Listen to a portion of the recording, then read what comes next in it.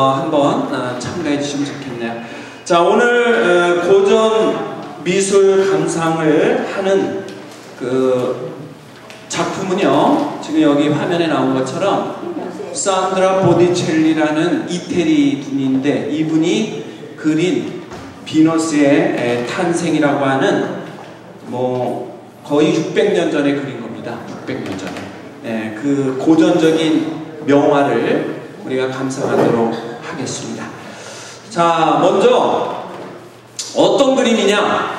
그림을 먼저 보고 그 다음에 거기에 담겨져 있는 뜻, 이렇게 600년이 흐르도록 가치를 인정받는 이유, 이런 내용들을 이제 해설과 함께 조목조목 정리해드리는 시간으로 들어가도록 그렇게 하겠습니다. 이 그림은 한 번쯤은 다 보셨을 거고요.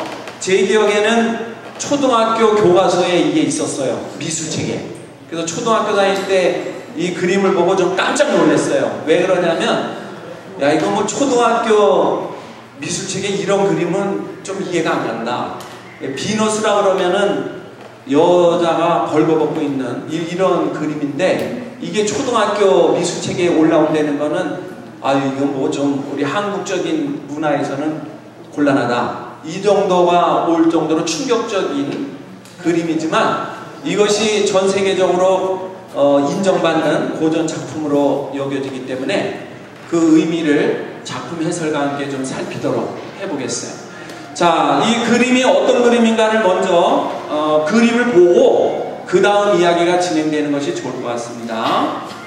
그래서 일단 그림을 보여드리겠습니다. 네, 바로 이 그림이 그 유명한 비너스의 탄생이라는 그림인데요. 자, 이 그림을 볼 때 제가 이제 이 레이저로 비춰드리는 데를 잘 유념해서 보시기 바랍니다. 여기 요즘 보이세요? 빨간 거 왔다 갔다 하는 거? 네. 자, 여기 지금 빨간 걸로 이렇게 동그랗게 표시하는데, 여기 남녀 한 커플이 날개를 달고 지금 하늘에 떠 있죠. 요 한 부분을 잘 보시기 바랍니다. 그 다음에 이 커플 주변에 보면 꽃이 있죠. 꽃. 여기 꽃들이 여기저기 지금 이렇게 날아다니고 있습니다. 꽃들. 요거를 유심히 보세요. 그 다음에 그림의 오른쪽을 보시면 아주 신체가 풍만한 여성 한 분이 망토를 들고 벌거벗은 비너스에게 입히려고 지금 이렇게 제스처를 취하는 장면이 있어요. 그 다음에 이 뒷부분, 오른쪽 뒷부분에 보면은 나무가 세 그루가 있죠. 여기 이 나무가 세 그루가 하나 둘 셋. 네, 요거를 유심히 보시기 바라고, 그 다음에 여기 지금 비너스가 이렇게 탄생을 하고 있는 장면인데, 이 바닥에 보니까 큰 조개, 조갑이라 그래요. 조갑이 큰 조개가 있는데, 이 조개에서 이 비너스가 지금 나오는 장면이 그려져 있는 이런 모습이니까 이 그림을 한 5군데로 나눌 수가 있어요. 이 왼쪽에 그림, 여기 꽃, 오른쪽에 여기 여성, 뒤에 나무, 여기 조갑이, 가운데 비너스. 그 다음에 그 뒷배경은 뭐예요? 바다예요. 바다. 이 뒷배경은 출렁거리는 바다가 지금 묘사되고 있죠. 자, 이러한 구조로 된 그림이 비너스의 탄생이라는 그림입니다. 자, 이 그림의 개요를 먼저 잠깐 소개를 해드리면은, 이 그림은 아까 언급한 것처럼 산드라 보티첼리라는 분이 그린 그림인데, 이 그림이 언제 작품으로 지금 그려져서 전해져 내려오고 있냐면은 1485년경에 그려진 작품으로 지금 전해져 내려옵니다. 그러니까 1458년이니까 1460년으로 계산을 해도 지금이 2010년 아니에요? 2010년. 그러니까 이게 벌써 얼마나 오래된 그림인가를 볼 수가 있는데, 이 그림의 그 사이즈를 좀 우리가 알 필요가 있어요. 이 그림의 사이즈가 가로가 278.5cm. 그러니까 2m 78. 굉장히 큰 거죠. 보통 성인 남자의 키가 1m 80이라고 했을 때 2m 75라고 그러면 굉장히 큰 겁니다. 가로가. 그 다음에 세로가 175cm. 세로가 175고 가로가 278.5. 그러니까 굉장히 대형 사이즈의 그림을, 사람이 누워있는 것보다 훨씬 큰 그림을 그린 거라고 보시면 되겠습니다. 그러면 이 그림이 어떠한 그 가치와 역사성을 가지고 있는지를 우리가 좀 생각을 해봐야 되는데요. 제목은 비너스의 탄생이라고 했습니다. 이 그림이 현재 어디에 소장되어 있는가, 이 그림이 현재 어디에 소장되어 있는가, 이런 거를 우리가 좀 알아야 되는데, 자, 일단은 이 그림에 대한 개요를 잠깐 한번 볼까요? 이 그림은 지금 그 이태리의 북부지방의 피렌체라고 하는 도시의 우피치 미술관에 소장되어 있어요. 여기 좀 그림이 그 미술관의 그림인데 사진이에요.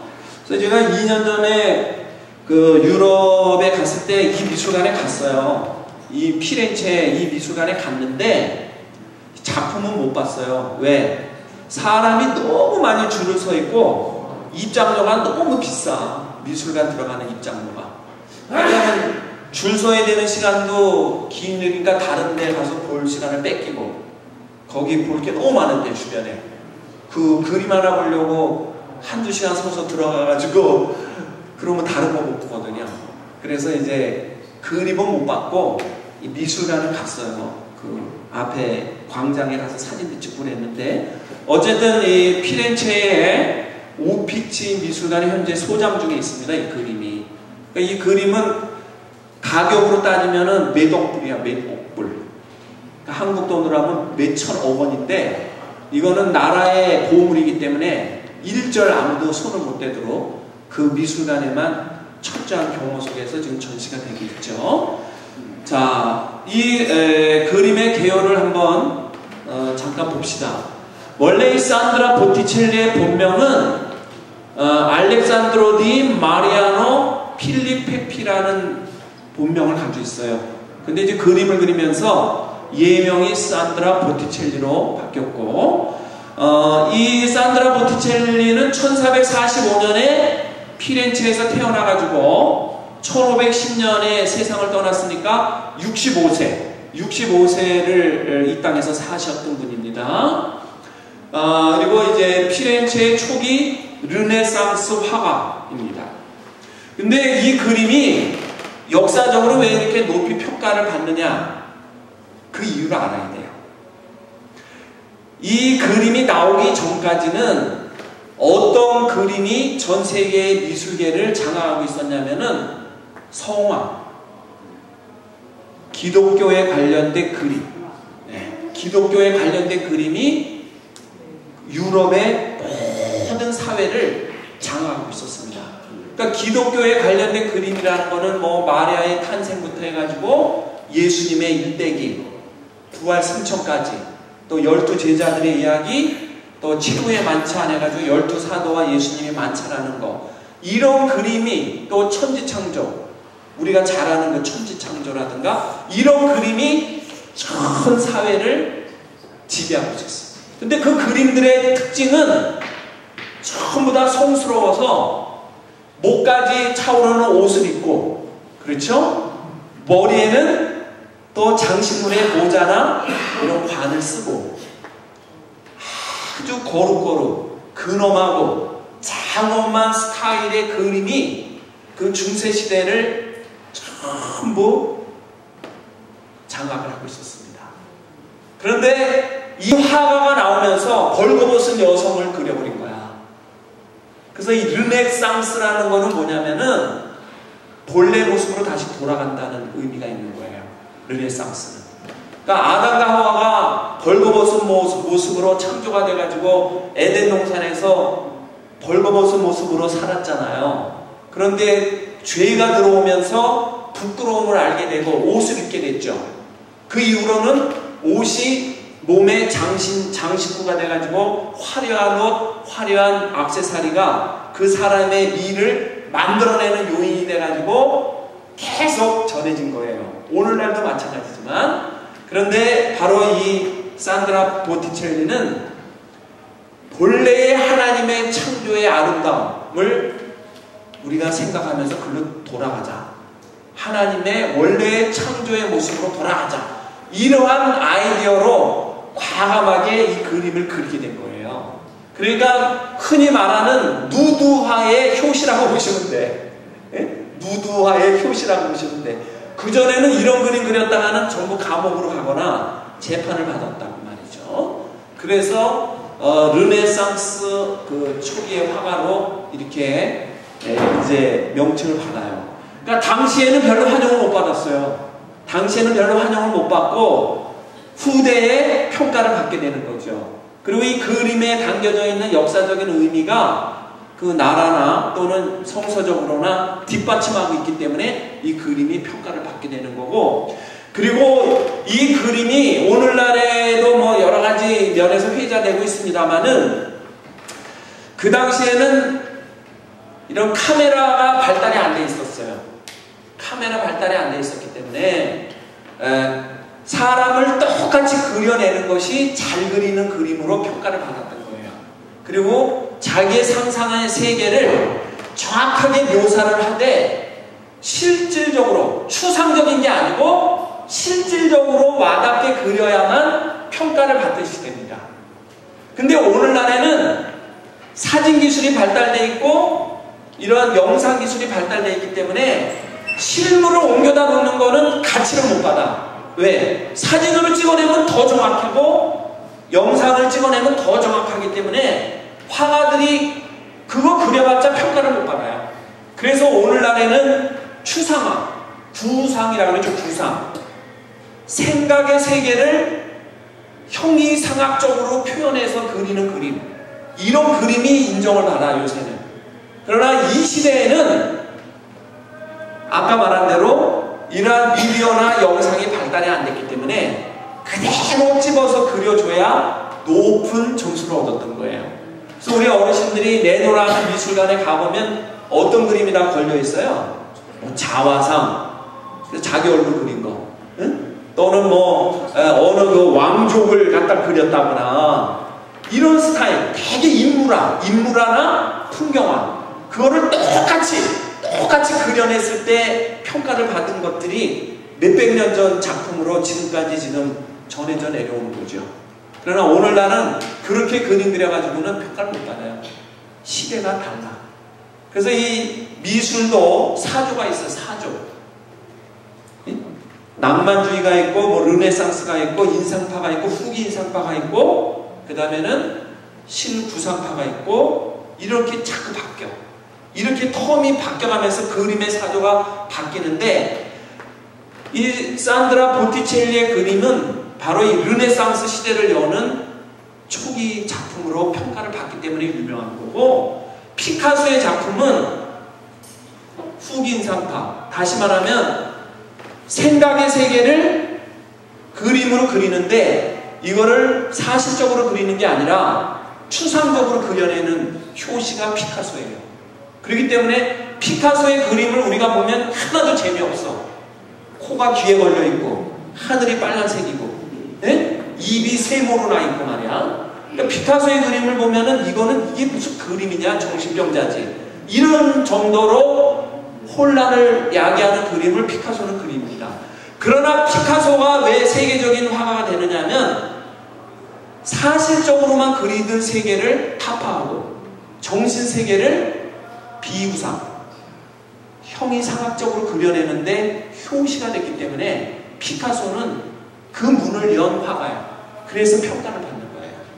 우리가 이해하기는 어렵지만 어쨌든 그러한 의미에서 역사적으로 가치가 있다라는 거예요. 평가를 받는 거고, 사이즈는 얘기했죠.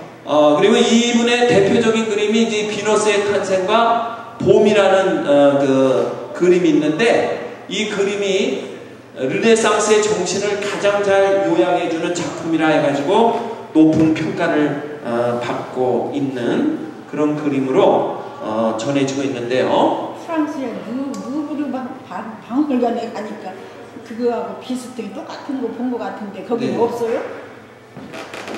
이 그림은 이 피렌체 우피치 박물관 외에는 없어. 원본은. 그 다음에 이제 많은 화가들이 다양하게 비너스라는 주제로 그림을 그리죠. 그 뒤에 이제 그런 그림은 루브르 박물관이나 기타 다른 박물관에도 많이 소장이 되어 있지만 지금 이 작품은 여기 한 군데밖에 없어요. 자, 그가 그린 비너스의 탄생은 이탈리아의 명문 메디치가의 한 귀족이 결혼기념으로 그려달라고 해가지고 그린 거예요. 그래서 카스텔로라고 하는 한 별장에다가 걸어놓기 위해서 이 그림을 주문받아가지고 그린 두 가지 작품 중에 하나가 비너스의 탄생입니다. 이 그림의 내용은요, 당시 시인이었던 폴리티누스가 이 가문의 시인이자 예술가들의 후원자였던 줄리앙을 위해서 지은 시 비너스의 왕국이라고 하는 시를 근거로 해서 고대 신화를 밑바탕으로 해가지고 이 그림을 그리게 됐습니다.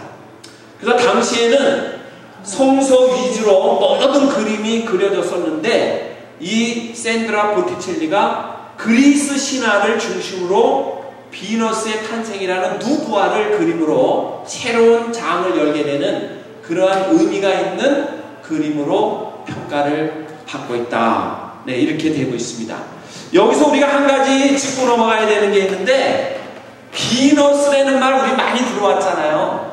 근데 비너스라는 말의 뜻이 뭔가는 생각해보지 않았죠. 보통 비너스 그러면 아름다운 여자의 모습 뭐 이렇게 정도는 관념적으로 옵니다만은 정확한 의미는 우리가 잘 모르죠. 자, 그 비너스의 의미를 한번 생각해 보겠습니다. 자, 비너스의 의미는 여신이라는 뜻이에요. 여신.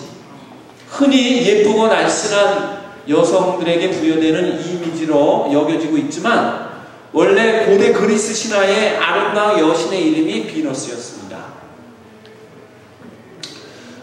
우리는 비너스를 다른 말로 아프로디테라고 부르기도 하는데요. 이 아프로디테라는 말은 물거품이라는 의미를 가지고 있어요. 그래서 이 아프로디테는 아프로와 물거품에서 반짝이다라는 이런 의미를 갖고 있고, 디테라는 말은 태어난다는 의미를 가지고 있어요.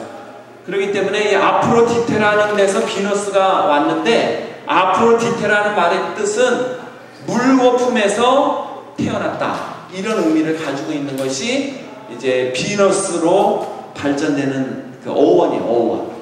그래서 고대 그리스의 신화를 보면 어떤 신화가 하나가 전해져 내려오고 있는가 하니까 그 어느 남자 우라노스라고 하는 남자 신이 있는데 남근을 잘라서 바다에 던졌다는 거야. 그랬더니 갑자기 거기서 물거품이 일어나면서 거기에 큰 조개가 생겨나면서 거기서 아름다운 여자가 태어났다. 이런 그 고대 그리스의 그 신화가 있는 거죠. 그러나 이건 어디까지나 신화지 뭐 그거를 우리가 과학적으로나 역사적으로 받아들일 만한 건 아니에요. 내려오는 신화에 그런 게 있어요.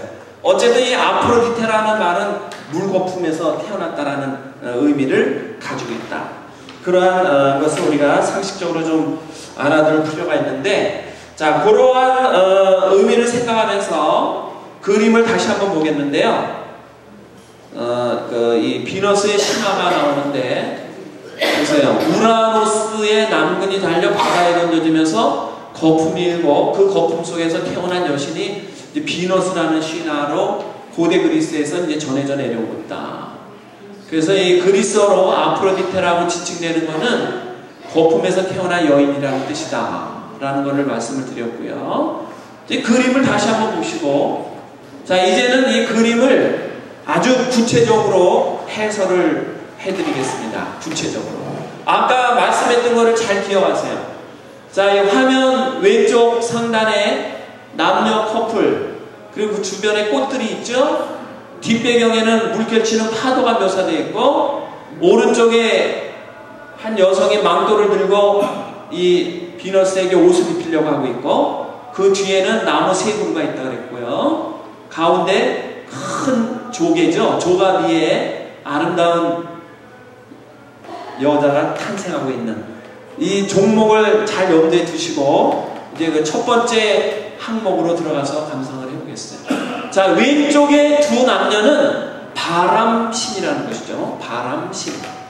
입에서 바람을 불면서 날개를 단 두 커플이 나타나면서 이 비너스에게 바람을 불어주고 있는 그 장면이 기록이 되고 있는데, 그 그림을 다시 한번 확인해 볼까요? 자, 가만히 보세요. 저 입에는 지금 바람을 부는, 볼에다 힘을 주고 바람을 불고 있는 여기 한 커플이 지금 바람을 불고 있습니다. 바람을 불고 있는데, 자, 요 바람신이 이렇게 그려지게 된 배경이 있는 거예요. 그 배경을 한번 살펴봅시다. 자, 바람을 불어주고 있는 남자는 서풍의 신 제피로스이고, 그 옆에 안겨있는 여인은 꽃의 여신 플로라. 오늘날 꽃집 이름을 플로라라고 많이 쓰는데, 이게 플라워, 영어의 플라워, 꽃의 어원이 이 플로라에서 왔다는 것이죠. 그래서 이 플로라라는 여자와 제피로스라는 남자가 만나는 거죠. 만나면서 이 플로라는 원래 클로리스라는 이름으로 헤라는 올림푸스의 주신 제우스의 누이이자 세 번째의 정식 아내이기도 하며 올림포스 신의 최고의 여신으로 알려지고 있는데, 이 헤라의 누이를 이 제피로스가 아내로 맞이해. 그리스 신화 얘기하는 거야. 아내로 맞이하면서 플로라라고 하는 여신의 권위를 줘요. 근데 이 플로라라고 하는 여신은 어떠한 힘을 갖느냐? 어떤 힘을 갖느냐면은, 그가 만지고 느끼는 모든 것이 꽃으로 변해. 만지고 느끼는 것이 다 꽃으로 변하도록 능력을 주어서 플로라라고 하는 여신으로 만들어서 아내로 맞이하는 거죠. 그래가지고 여기 지금 꽃들이, 죄송합니다. 화면이 너무 빨리 바뀌어버렸네. 여기 지금 보면은 여기 꽃들이 많이 날아다니잖아요. 이 꽃들이 이렇게 날아다니는 거는 뭐예요? 이 제피로스가 아내 플로라에게 만지고 느끼는 모든 것이 꽃으로 변하게 하는 능력을 줬기 때문에, 지금 이 플로라 여신 옆에, 이 옆에 비너스 옆에는 온갖 꽃들이 이렇게 날아다니면서 비너스의 탄생을 축하하는 거죠. 네, 이런 장면이 여기 지금 묘사되는 겁니다. 그렇기 때문에 지금 이 남자, 이 제피로스가 한마디로 말해가지고 제우스 신의 누이를 보쌈으로 데려다가 자기 부인으로 만들어가지고 꽃의 여신으로 만들어가지고 꽃을 만들어내는 신이 되게끔 했다. 이러한 이제 고대 그리스 신화가 있는 거죠. 바로 이 바람신을 이 샌드라 보티첼리가 이 왼쪽에다가 묘사를 해서 그려놓은 거예요. 그 다음에 이제 오른쪽에 있는 장면이 뭐냐? 과실나무의 요정을 그려놓은 겁니다. 과실나무의 요정. 그 그림이 이 그림이죠? 지금 과실나무의 요정이 망토를 들고 비너스에게 이제 옷을 입혀주기 위해서 액션을 취하고 있는 그림을 그려놓은 건데, 자, 이 과실나무의 요정에 얽힌 또 신화가 있습니다. 그 내용을 한번 살펴보면은, 비너스의 오른쪽에 있는 이 여인은 호라이라는 과실나무의 요정이에요. 그 요정의 이름이 뭐라고요? 호라이라는 과실나무의 요정인데, 술의 국화 문양의 옷을 입고 다소 육감적인 몸매를 드러내고 있는 그녀는 시간을 상징하는 데이지 문양의 망토를 비너스에게 막 입히려고 하는 순간에 있습니다. 호라이가 상징하는 것은 순수와 순결, 고고함이고, 이는 곧 처녀성을 말하기도 한다. 아가씨라는 거죠, 비너스가. 그리고 가실나무의 요정 호라이의 뒤에 있는 나무, 여기 세 그루가 있다 그래서, 이게 또 바뀌네. 이 뒤에 이 나무 세 그루는 뭐냐면 월계수를 그려놓은 거라. 근데 이 월계수는요, 어떤 특징을 가지고 있죠? 마라톤, 올림픽 마라톤에서 금메달을 따면 이 월계관을 씌워주잖아요. 그래서 이 월계수는 영광과 영원이라는 뜻을 가지고 있는데, 42.195km의 마라톤에서 우승한 사람에게 이 영광과 영혼을 상징하는 월계관을 만들어서 씌워줌으로 그 마라토너가 평생 잊지 못할 영광을 갖도록 선물을 한다는 것이죠. 그래서 이 과실나무의 요정인 이 호라의 뒤에 있는 이 세 그루의 나무는 바로 월계수라는 것이죠. 근데 자세히 보면 옷의 문양이나 날개 화려함, 바다의 여울 등이 예사롭지 않다는 것을 볼 수가 있는데, 원래 산드라 보니첼리가 화가가 되기 전에 그 세공, 금을 이렇게 깎아가지고 반지도 만들고 액세서리를 만드는 세공업자였대요. 그래서 세공방에서 일을 했었는데, 그 세밀하고 치밀한 관찰력이 이 그림을 보면 아주 세밀하고 구체적으로 이 바다에도 보면은 파도가 일고 있는 장면을 하나하나를 다 그려놨어요. 고기의 비늘같이 여기 파도가 일어나는 장면을 하나하나를 다 그려놓을 만큼 세밀한 기법으로 이 그림을 그리게 됐다. 그래서 만약에 이 보티첼리가 화가가 안 되었다면 유명한 디자이너, 패션 디자이너가 돼가지고 아름다운 옷들을 만들었을 것이다. 이렇게 평가를 한다는 것이죠. 그래서 이 오른쪽의 그 그림은 과실나무의 요정 호라이를 그린 거다. 그 다음에 이제 큰 조가비에서 비너스가 탄생하죠. 네, 이거 보세요. 저렇게 큰 조개를 보셨어요? 저런 걸 조가비라고 그러는데 사람만큼 커. 조가비가 사람만큼 큰데 거기서 지금 태어나는 장면을 묘사하고 있는데, 자, 이거는 무엇을 의미할까?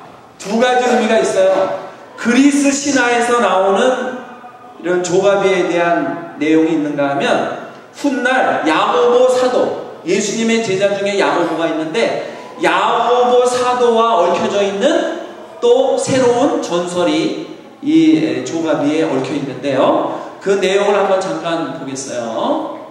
이 그림에서 가장 중요한 것은 저렇게 큰 조가비가 있을까? 물론 과장된 것이죠. 유전자 변형에 의해서 일부러 만들어지지 않았다면 인간만한 조가비가 있을 리는 없습니다. 그럼 왜 하필 비너스는 거북이도 아니고 고래도 아니고 큰 조가비에서 태어나는 것으로 묘사됐을까?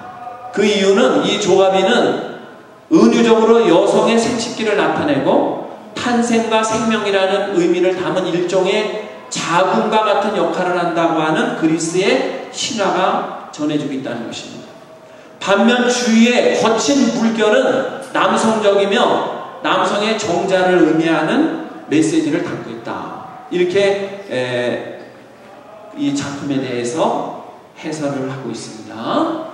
그렇기 때문에 이 조갑이라고 하는 것은 새로운 생명을 만들어내는 것으로 그리스 신화에 전해져 내려오고 있기 때문에 큰 조가비가 그 발밑에 그려져 있다는 것을 우리가 보시면서, 자, 이제 가장 중요한 핵심이죠. 비너스를 봐야 되는데, 그 비너스 보기 전에 이 조가비에 대한 전설과 야고보 사도에 대한 이야기를 먼저 한번 짚고 넘어갈까요? 이 그림에 조가비를 그려놓은 것은 기독교계에서 전해 내려오는 예수님의 열대자 제자 중에 한 명인 야고보의 순교에 관한 전설에서 또 비롯되고 있습니다. 그 내용을 보니까 야고보가 순교한 후 헤롯 왕의 박해를 피해서 그의 종들이 야고보의 유골을 들고 바다에서 헤매던 중 지금의 스페인에 위치한 산티아고 성주를 만나 유골이 무사히 안치될 수 있었으며, 성주가 야고보의 유골을 모시기로 하자 온몸이 조가비로 뒤덮였다는 전설에서 유래합니다. 이때부터 순례자들은 조가비를 달고 다니는 풍습이 생겼으며 종교적 성찰과 부활을 위해 고행도 마다하지 않게 되었습니다. 이처럼 이 그림에서는 조가비가 의미하는 생물학적인 부분과 그 중심에 선 신화, 그리고 조가비의 또 다른 의미인 기독교적인 관념이 묘하게 혼합이 되어가지고 결국 이런 그림으로 탄생하게 됐다. 자, 여러분, 가장 핵심적인 벌스 오브 비너스죠. 비너스의 탄생의 그림을 잠깐 보기 원합니다. 자, 이 그림을 600년 전에 보는 분들은 많이 충격을 입었을 거고, 초등학교에 입학한 제가 이거 미술교과서에서 봤을 때 놀래버렸어. 망측한 그림을 왜 여기다 올렸나. 그런다, 이게 세계적으로 가장 평가받는 유명한 그림이라니까 그런가 보다 하고 받아들인 거죠. 자, 이 그림을 보면 모델이 있었을 것 같아요? 없었을 것 같아요? 그냥 상상으로 어떤 여자를 그렸겠어요? 어떤 모델을 놓고 그렸을까요? 뭐 상상으로 그릴 수도 있고 어떤 모델이 있을 수도 있겠죠? 네, 근데 여기는 이 모델이 있었대요. 모델이 있었다 그러는데, 자, 이제 이 그림을 잘 작가가 해설하겠어요. 그러나 이 그림을 보시면 구도상 비정상적인 부분이 있다는 거예요. 그림이. 뭐 이게 8등 시민인지 9등 시민인지는 몰라. 그러나 자, 보세요. 이 얼굴 있죠? 이 얼굴의 위치와 왼쪽 발의 위치가 일치가 되고 있다는 거예요. 중심이 일치가 돼가지고 왼쪽 발의 중심을 갖고 오른쪽 발을 살짝 들었어요. 살짝 들으면서 지금 중심을 잡고 서 있다는 거죠. 축을 이루고 있다는 거죠. 그러니까 이거는 아주 제대로 그린 거예요. 그림 공부한 사람이 제대로 그린 겁니다. 축을 이루면서 서 있는 모습. 근데 이제 여기에 문제는 이 왼팔이 너무 길어. 왼팔이 너무 길게 그려져 있다는 거. 이게 비정상이라는 거죠. 정상적인 게 아니라는 거죠. 그래서 자기의 그 음부를 머리칼로 살짝 덮고 가리고 있는데, 이 당시에는 이렇게 가리는 게 미덕이요. 이게. 그래서 아담과 하와의 천지창조 그림을 봐도 가릴 땐 가려. 그리고서 다 그려가지고 벽화로 이렇게 만들어놔. 천지창조의 그 그림은 천장화로 그렸거든요. 레오나르도 다빈치가 그 천장화로 그렸는데, 그 베드로 성당 옆에 시스타나 성당이라는 박물관이 있는데 거기에 천장에 그려져 있는데, 거기는 제가 가서 봤어, 그림을.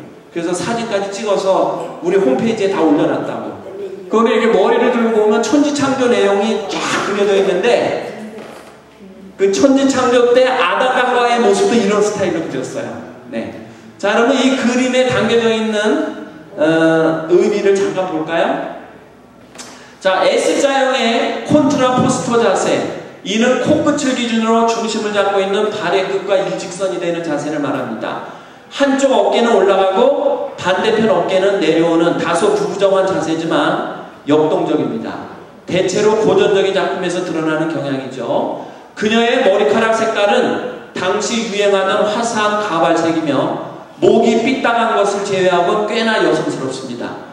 음부는 심한 검열이 있었던 시대적 상황이라 머리카락으로 가리는 그런 수법을 썼고, 자, 이 그림의 모델이 있었는데 시모네타 베스푸치라는 여인이 모델이었습니다. 이 여인은 15세기에 피렌체를 대표하는 미인이었습니다. 그런데 이 아름다운 여인에게 비밀이 있었대요. 무슨 비밀이 있었을까? 네, 충분히 그림을 감상하셨습니까? 자, 그 모델의 비밀을 한번 보겠습니다. 자, 바로 폐결핵에 걸렸다는 그러한 이야기가 전해져 내려온다는 거죠. 그래서 피부색이 창백하고 이 신체 구조가 비정상적으로 발달되어 있는 것으로 표현됐다고 그러는데, 유난히 긴 목, 축 처진 어깨, 길게 내려온 왼쪽 팔, 창백한 얼굴까지 이 모습이 전형적인 폐결핵 환자의 모습이라는 것입니다. 그렇다면 이 시모네타 베스푸치는 정말 폐결핵에 걸린 환자였을까? 이게 하나의 비밀로 전해져 내려오고 있는데, 역사적으로 보면 훗날 그녀는 폐결핵으로 사망했어요. 그러니까 그 모델은 폐결핵에 걸린 환자였던 게 분명하죠. 네, 그래서 그러한 아름다움을 나타내야 될 그림의 모델이 그만 당대의 최고의 미인이었는데 폐결핵 환자였다. 그래서 그 뭔가가 언밸런스한 모습으로 그림이 그려져 있다는 거. 자, 이런 내용들을 우리가 전반적으로 생각을 하면서 말이죠. 이제 결론으로 들어가기 전에 그림을 다시 한번 봅니다. 그림을 다시 한번 보니까 이제 쭉 해설된 내용을 머릿속에 염두에 두시고 이 그림을 다시 한번 보시면 아, 저 그림이 그렇구나를 이해하실 거예요. 자, 이제 이 그림을 다시 한번 보시면 자, 이제 딱 해설한 내용들과 매치를 시키면서 떠오르는 상상이 있죠? 네, 떠오르는 상상이 있어요. 자, 여기 왼쪽은 뭐예요? 바람신. 바람신이라 그랬죠? 제로피스와 플로라. 플로라는 느끼는 거, 만지는 것보다 꽃을 만들어내는 여신이라 해서 여기 꽃들이 지금 있고요. 이 뒤에 바닷물결 보세요. 아주 묘사가 잘 돼 있죠? 바닷물결. 네. 오른쪽에는 요정, 과실나무의 요정. 과실나무의 요정이 이름이 뭐라 그랬어요? 호라이. 네? 호라이. 호라이라고 그랬습니다. 이 뒤에 나무 색으로는 월계수인데 영광과 영혼을 상징하는 월계수. 여기에 큰 조가리는 그리스 신화와 야고보 사도의 순교한 전설에서 비롯된 생명의 탄생을 의미하는 것이다. 그리고 이 비너스는 모델이 누구라 그랬어요, 이름이? 네, 시모네타라 그랬어요. 15세기 피렌체에서 가장 아름다운 미인이었대요. 그런데 이 긴 목, 긴 팔, 왼쪽 어깨가 축 처진 거 이런 걸 봤을 때 뭔가 얼굴이 창백하고 환자였을 거다라는 추정을 했는데 결국은 폐결핵으로 세상을 떠났다라는 내용입니다. 자, 이거를 전체적으로 평가하고 이제 마치겠는데요. 자, 평가와 의미를 한번 우리가 생각해 보겠어요. 600년 전에 그려진 그림이 오늘날까지도 왜 이렇게 훌륭한 명화로 전승되고 있는지.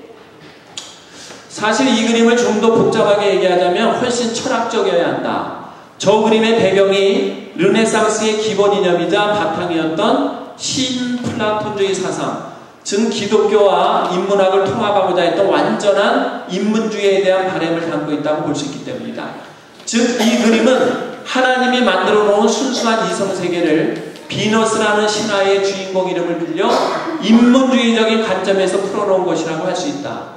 하나님이 태초에 실현해 놓은 순수한 세계를 다시 인간 세계의 고대 그리스 철학으로 풀어보려는 의도가 숨겨져 있고 그 대상이 비너스라서 다분히 신화적이지만 그 이면엔 기독교의 신비주의를 플라톤의 이데아 사상을 통해 설명하려고 했다는 것이다. 이를 아주 간단하게 정의하면 이 그림은 하나님의 세계를 철학적으로 이해하여 신화로서 표현했다는 것이 옳다. 자, 그리고 마지막이죠. 어쨌든 중요한 것은 이 작은 그림 하나의 생명의 탄생과 부활, 인간의 휴머니즘과 나름의 철학이 기독교적 관점 아래 서로 맞닿아 녹아있으며 미술사적으로도 르네상스의 시작을 여는 의미 있는 작품이라는데 그 의의가 있다. 이런 데서 이 작품이 높은 평가를 받게 되면서 오늘날까지도 최고의 걸작품의 하나로 여겨지면서 피렌체의 어느 미술관에 전시되어 있다고요? 이태리 피렌체의 우피치 미술관에 지금도 수십만 명의 관광객을 끌어모으는 작품으로 자리를 잡고 있다. 네, 그래서 오늘은 비너스의 탄생에 대한 미술 감상을 했습니다. 이상 끝! 마치겠습니다.